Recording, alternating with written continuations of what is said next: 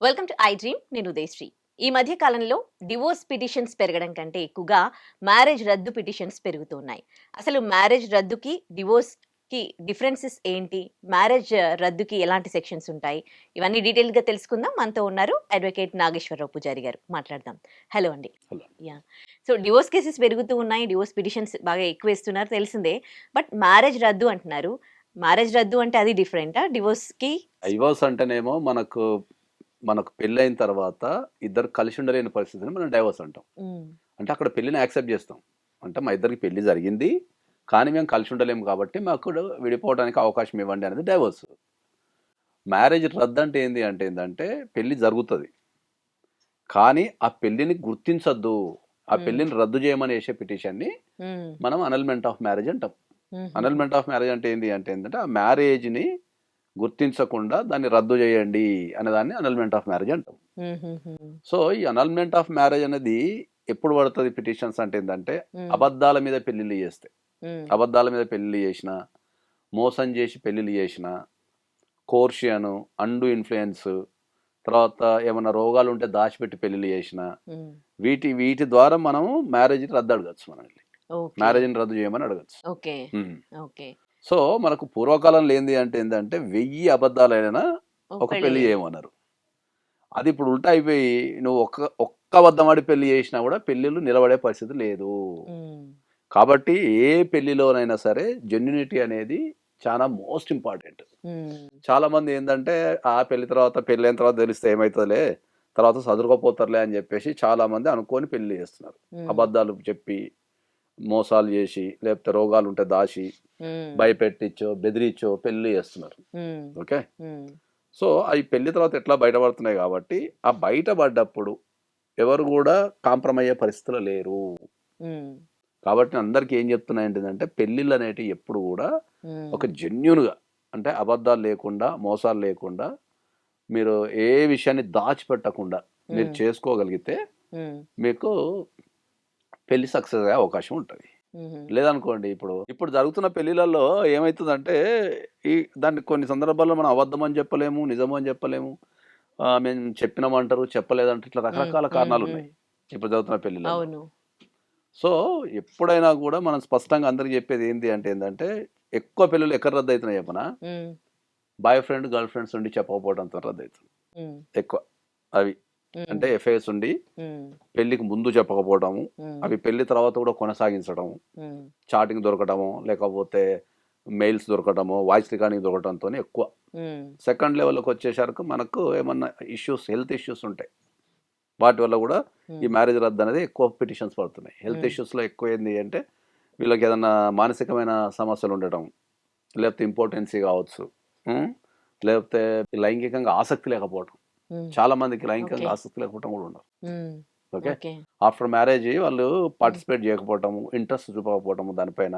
హ్మ్. దానివల్ల గూడా చాలా ఎక్కువ పడుతున్నాయి. హ్మ్. వీళ్ళకు పెళ్ళికి ముందు ఏదో రకమైన మానసికమైన సమస్యలుంటాయి. కొందరికి వేరే రకమైన సమస్యలుంటాయి గాబట్టి, హ్మ్.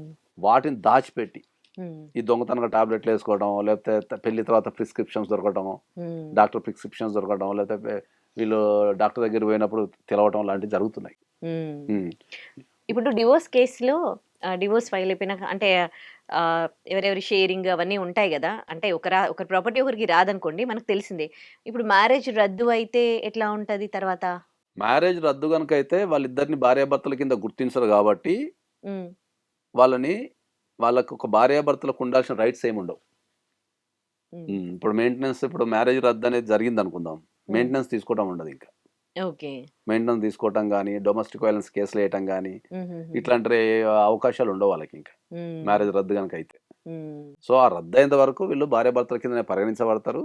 భార్యాభర్తల మీద ఒకళ్ళకి ఉండాల్సిన rights according to the law ఒకళ్ళకి ఉండాల్సిన రైట్స్ ఒకళ్ళకుంటాయి. అంటే కొన్ని హ్మ్. ఎగ్జంప్షన్సే అన్నమాట. ఒకవేళ అండర్‌స్టాండింగ్ కుదరలేదా లేని వాళ్ళు గూడా డివోర్స్ తీసుకుంటున్నారు గదా!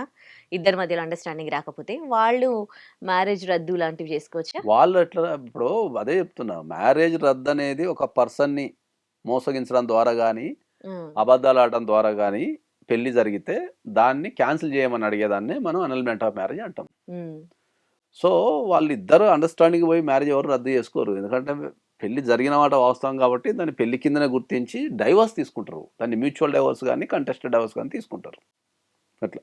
కాబట్టి ఎప్పుడైనా కూడా ఏంటంటే మీరు పెళ్లికి ముందు కంపల్సరీ ప్రతి ఒక్కటి వెరిఫికేషన్ చేయండి అని చెప్తున్నాం మనం. ప్రధానంగా చెప్పేది ఏంటంటే ఇప్పుడు జరుగుతున్న పెళ్ళిళ్ళు ఏవైతే ఉంటాయో ఆ పెళ్ళిళ్ళన్నీ డేటా బేస్డ్ పెళ్ళిళ్ళు మళ్ళీ షార్ట్ టైం జరుగుతున్నాయి. పెళ్ళిళ్ళు ఫెయిల్ కావడానికి ప్రధాన కారణం ఏంటంటే డేటాబేస్ పెళ్ళి ఏంటంటే ఓన్లీ డేటానే వెరిఫై చేస్తున్నారు అంతే. ఏం చదువుకున్నాడు, ఎక్కడ అన్నాడు, ఎంత సాలరీ వస్తుంది, ఇంతే. ఇక వాళ్ళకి ఇంత జీవితంలో హెల్త్ కి సంబంధించి కానీ వాళ్ళ జాబ్ కి సంబంధించి కానీ చూస్తున్నాడు, చేస్తుండే సాలరీ ఎంత వస్తుంది అంటే అంతే. అంటే చెప్పడం తప్ప దాని వెరిఫికేషన్ ఉండటం లేదు. రెండోది పెళ్లిళ్ళు అన్ని షార్ట్ పీరియడ్ లో జరుగుతున్నాయి. అంటే ఇప్పుడున్న పెళ్లిలో యావరేజ్ టైం, ఇండియాలో ఉన్న పెళ్లిలో average time 1 month. 1 month verification పెద్ద చేసుకోవడం లేదు.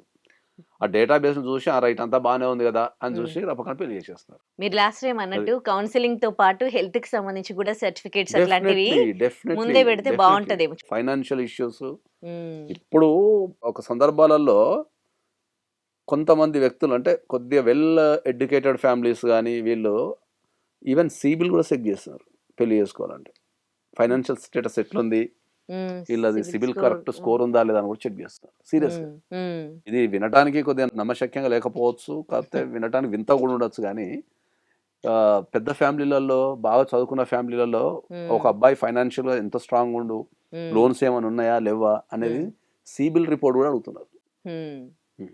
ఎన్ని క్రెడిట్ కార్డ్స్ ఉన్నాయి, ఎట్లా వాడుతున్నాడు, వాళ్ళది సిబిల్ స్కోర్ బాగుందా లేదని కూడా అడుగుతున్నారు. ఇంకా అలాంటి చీటింగ్ కేసెస్ అవుతున్నాయి కాబట్టి ఇంకా అదే ఇప్పుడు అట్లా కూడా ఉన్నారు, మోసం చేసి పెళ్లి చేసుకుంటున్నారు కదా కొంతమంది. కాబట్టి అందుకే మనం ఏం చెప్తాం అందరికి ఏంటంటే పెళ్లికి ముందు వెరిఫికేషన్ అనేది కంపల్సరీ చేసుకోవాలా.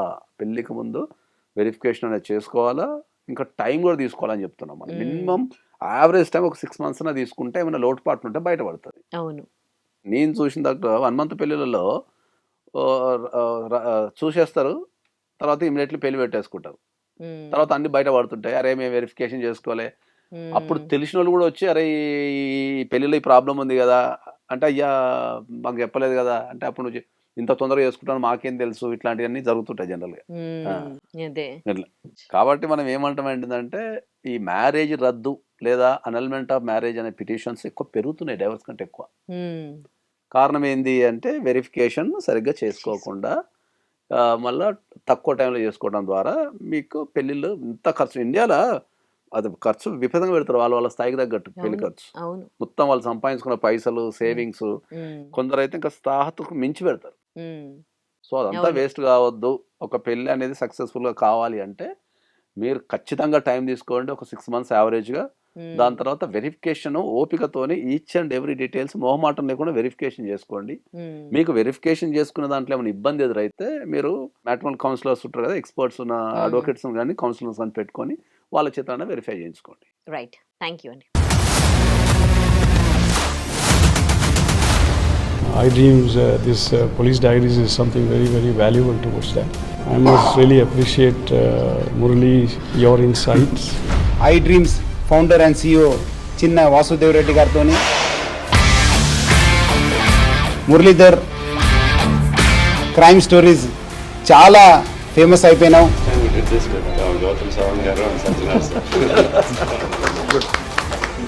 Well done. Congratulate him for doing so well, and I congratulate him, his boss also, for doing so well.